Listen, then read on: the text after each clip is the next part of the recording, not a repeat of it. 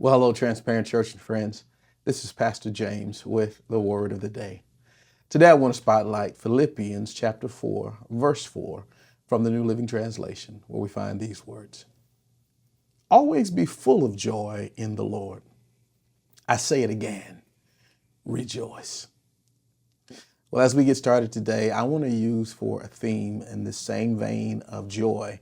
Today I want to talk about protecting your joy. The Apostle Paul writes these words, always be full of joy in the Lord. He speaks to what I believe is the difference between us having joy versus happiness. You do know that in order for us to be happy, something has to happen, which is why which is why when bad things happen, sometimes people can change their character and as a result can change their conduct.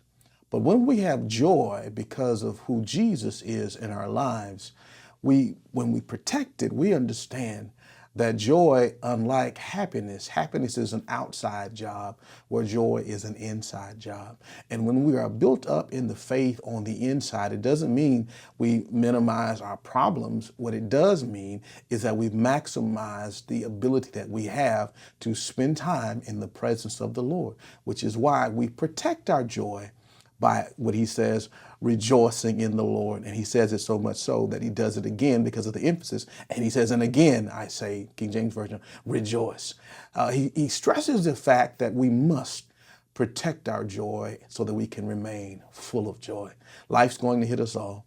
That's why we don't just say, we change our disposition because of our situation. No, we have the revelation that joy is found in the presence of the Lord.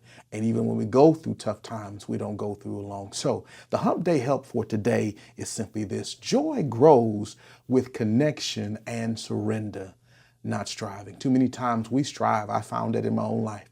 When I'm striving to make it happen and to create a joyful environment on my own, that's where I run into trouble and I lose and my joy leaks. But when I began to surrender, when I began to have connection on a consistent basis with God, then he begins to overflow my heart with joy. So today, remember, joy grows with connection and surrender, not striving. Don't strive, surrender and say, Lord, help me be full of your joy as I'm in your presence. Let's continue to make it a great week and protect your joy.